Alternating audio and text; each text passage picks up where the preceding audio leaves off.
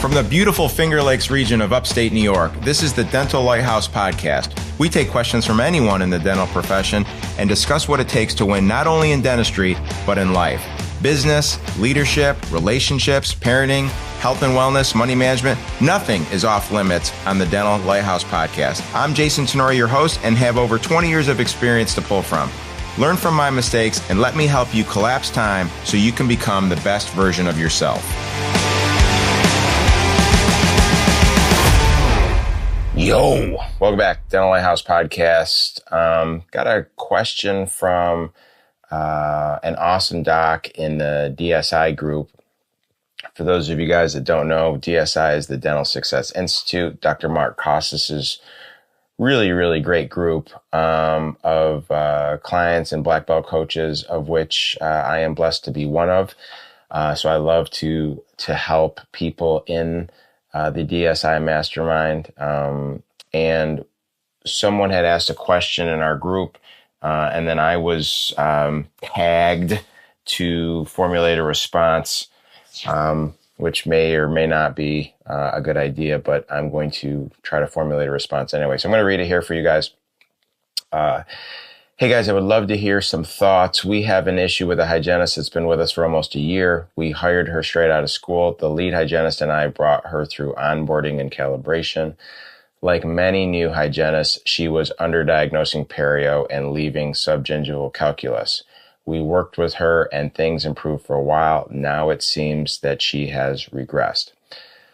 This person is a great culture fit and a nice person, maybe a hyper conscientious person. I feel like some part of the issue is related to conflict avoidance, not wanting to deliver bad news to patients and fear of hurting people while she is scaling. Our hygiene team does great clinical dentistry, and they are starting to feel that she is not holding that standard. My thought is to put her on a performance improvement plan. We would go back through some of the onboarding in terms of perio calibration. We would require before and after scaling x-rays. I'm open to any suggestions. I feel that she has the knowledge, but I'm not sure how else to lead her to success. This is awesome. This is a super good question. And I just love the humility in the question from a perspective of, I'm the doctor, I'm the owner, but I don't know what the best way to proceed here is. So I can share some thoughts, realizing that there's probably a lot of different ways to answer this question correctly or this concern correctly. Just some of the things that are rolling around in my head, some of the things that I think you should consider, and then we'll go from there. First off, I'll just go through this list here.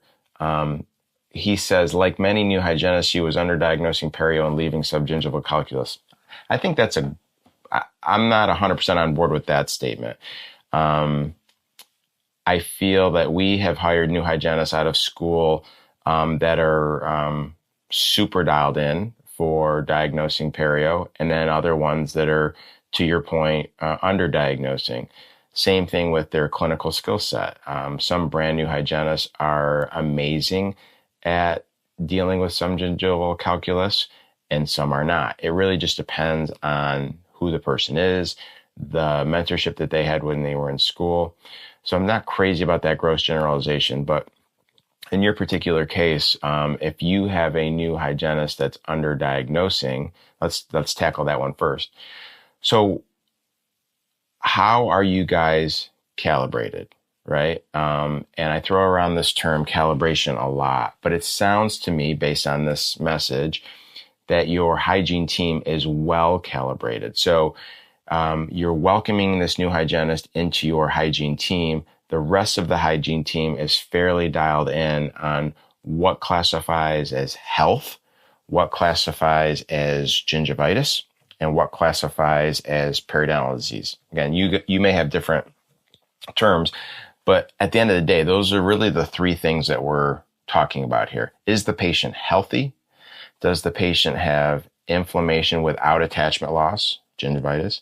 Does the patient have inflammation, infection, and attachment loss? Some level of periodontal disease. So if you have coached this person up on how best to make that diagnosis, and there's a number of ways, right?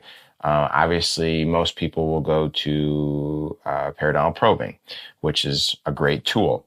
You can use x-rays to look for attachment loss. You can use a microscope to look for anaerobic or aerobic bacteria.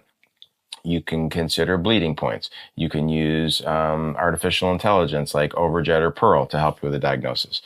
So getting calibrated as to how to make the diagnosis is one thing. The other thing is now being able to communicate that diagnosis to the patient. And that's hard to the point of your message, right? But why is it hard? It's hard because a new hygienist, someone that is doesn't have a ton of experience in having uncomfortable conversations, to your point, may not want to have conflict. They may be more interested in conflict avoidance. The question that I would ask you, and I know you understand this, and more importantly, the question I would ask the hygienist, and I ask this question a lot when it comes to leadership, right? When it keeps to keeping people accountable, who really benefits when we do not keep people accountable? So in this situation, when this hygienist is not being held accountable to meeting your standard when it comes to periodontal diagnosis and treatment plan, there's really only one person that benefits, and it's the person that's getting to avoid the conflict, right? It's this hygienist. So let's look at it from the patient's perspective. Is the patient benefiting from their hygienist, their clinical advisor, their expert that they're going to? Is the patient benefiting at all from not being told they have periodontal disease? The answer is obvious. No, there's absolutely no benefit. Does the business benefit from you having patients that have active gingivitis or periodontal disease and they're not being diagnosed and they're not being treatment planned for the care they need? Absolutely not. So we've already determined that the patient's not benefiting. We've already determined that the business is not benefiting. Who is benefiting here? The only person that's really benefiting is the hygienist, because she gets to avoid having the uncomfortable conversation. And I don't want to sound like mean, but that's the truth. I'm just being honest. Now, the hygienist doesn't want to have that conversation, not because they're a bad person, but because they haven't been coached up on the benefits of having these uncomfortable conversations. This hygienist, in my opinion, needs to understand that they're a professional and patients are coming to them not for the great conversation, not to get away from their kids for an hour so they can watch a soap opera on the television on the screen. They're coming to their hygienist, their dentist, their dental office for health. They're coming to the appointment to proactively maintain their oral health. And as we're now learning, their overall health with the oral systemic connection. So if we have someone that is actively seeking us out for health, yet we're not proactively delivering news that the patient is unhealthy, then shame on us. Shame on this hygienist, or more so shame on us as owners for not coaching this person through it. Now, again, I'm not trying to throw you under the bus, because I know that the fact that you're asking this question from a position of humility tells me that you want to do the right thing. You just are struggling with how to do it. And I get that. And I've been there, right? As a young doctor, I would routinely not diagnose what the patient needed for fear of having them be upset with me, or having them fear of rejection and having them say no. And through experience and through seeing my own failures when it came to avoiding these conversations, I've come to the realization that as a health professional, one of my main jobs, if not my number one job, is to communicate to the patient what their condition is in the most empathetic way possible, right? Active listening, trying to hear about their situation. But at the end of the day, I have to do my job and communicate to them what their health clinical situation is. Okay. Now I have guilty of this, and my hygienists, I have some hygienists are guilty of this, of they know the patient has gingivitis. They know the patient has mild perio, but they also believe that the patient can't afford treatment, or they also believe that the patient doesn't value the treatment. That's not our concern. It's not our concern to psychoanalyze if this patient can't afford treatment or if this patient is going to value treatment. Our job is to communicate what the diagnosis is and what the treatment recommendation needs to be, and then allow the patient to decide what they ultimately want to do. Now, if the patient says no to treatment, you'll have to have systems in place that allow you to navigate those waters. But again, just to kind of come full circle here, our job is to make the right diagnosis. Are you providing your hygienist with the tools to make the right diagnosis? That's the first thing. Secondly, our job is to make the right diagnosis. Do your hygienists feel empowered to be able to make the right diagnosis, because it's ultimately their responsibility as a healthcare professional to not mislead, to not misguide, to ultimately tell the patient what they ultimately need, right? Do they have the tools, and are they comfortable enough having that conversation? Do they understand why it's so important for for them being a trusted healthcare advisor to tell the patient what they ultimately need? That's the first thing. As far as the second part of fear of hurting the patient, or fear of not removing subgingival calculus because of discomfort to the patient, that's a tough one, right? That's a really tough one. I think it comes down to, from my perspective, their clinical ability, which is part of it, and their ability to continue to get better with their hand scaling. But the other part of it is, if there's subgingival calculus, you cannot be taking care of a majority of that at a traditional recall appointment.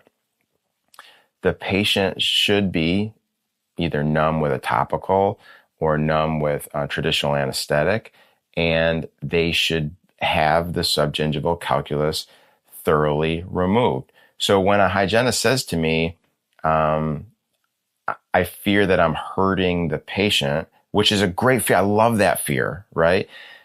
Is it because the diagnosis was wrong?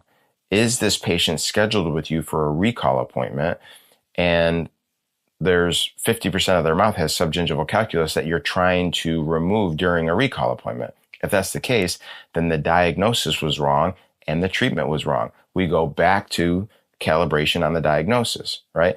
You need to be able to have that conversation with the patient. And it could be years of neglect that you don't want to have this conversation. I get that. But the reality is, what a blessing to now be in this situation with the patient and be able to be 100% honest with them and say, look, you've had years of subgingival calculus accumulate, and now the buck stops here. I am going to fight like hell to get you healthy. If that means that we need to go through some type of periodontal therapy, if it means we need to go through some type of gingival therapy, if it means we need to use topical anesthetics or traditional anesthetics in order for me to do a great job and do it in a way where you can be very, very healthy, then let's do that. Because no one is benefiting from you having this subgingival calculus, this subgingival tartar, and me just scraping a little bit over here, scraping a little bit over here. You you not having any discomfort, but the reality is me not really benefiting you at all. You still have this underlying infection, you still have this underlying inflammation, and no one really benefits. So I hope I answered your question there. So actually, let's just finish this with one more thing. So what should we do? Like in this particular situation, what should we do? First thing I would do is communicate the why, right? Like, why is it so important to go into the storm, to have an uncomfortable conversation with the patient when they have some level of inflammation or infection or something along those lines? Why is it important to not turn your head to the fact that there's active things going on? Okay. That's really important. And you can tie it back to oral systemic stuff. You can tie it back to, they're trusting in your opinion and your care because you're a healthcare professional. That's the first thing. Go into the storm, go into the conflict, right? Because it's ultimately benefiting the patient. I would again reiterate, when you do avoid conflict, who does it benefit? Again, not the patient, certainly not the business. It only benefits the person that's getting to avoid the conflict, which, I hate to use this word, but it's true, is selfish, right? If you don't want to hold someone accountable, even though you know it's in their best interest to grow, and even though you know it's in the organization's best interest, even though you know it's in the team's best interest, if you're going to avoid that conversation, then that's selfish. Shame on you, okay? So those are a couple whys. Now, in terms of the performance improvement plan, which again, I think is great, I think having a more experienced hygienist or doctor check their work makes a ton of sense. If her skill set is struggling, if her skill set is dialed in and she's just not wanting to perform what needs to be performed for fear of making someone uncomfortable, again, that kind of goes back to the wrong diagnosis was made. I'm a huge proponent of preoperative and postoperative vertical bite wings for scaling and root planing appointments. I have hygienists that have been doing this for over 20 years. They still routinely do that. There's nothing wrong with that. It's like a post-cementation bite wing. Like, I've cemented 1,000 crowns. I still take a post-cementation bite wing because you never know, right? There could be a little piece of cement that I couldn't get. Or in this particular case, there could be tartar that was in a furcation that you didn't see. So I am a huge proponent of that. More importantly, though, I think I'm a bigger proponent of a mentor, either the doctor or a senior hygienist, spending 10 minutes with that younger hygienist, verifying their work, checking the work, and then teaching in the moment of, wow, this is a really tough area to get. Have you tried using this instrument with this hand motion, right? And then the young hygienist, if she's a good core value fit, like you said, would be soaking up that mentorship like there's no tomorrow. And that it'll ultimately collapse time for her and get her to where she needs to be. So I know I just rattled a lot of stuff there. Hopefully some of it resonates. Hopefully some of it sticks. Don't hesitate to reach out if you have any other questions about anything. Sorry I didn't get a chance to get to this message until now, but I was sitting on the dock with a Tito's and tonic and just enjoying life. Love you guys. Talk to you soon. Thank you. That wraps up another episode of the Dental Lighthouse podcast. You have a choice today. Choose to be a lighthouse. Lighthouses are powerful and steadfast. They are beacons of light for others to reference when life gets turbulent. Go out into the world today and become a lighthouse for someone. Give more than you get. True joy comes from serving others. Start today. I'm Jason Tenori, your host. Thank you for listening to the Dental Lighthouse podcast. For more information, podcast show notes, or links to anything that we have discussed today, please check out our website, thedentallighthouse.com. We would love to hear from you. If you would like to get on the show, please email us at podcast@thedentallighthouse.com.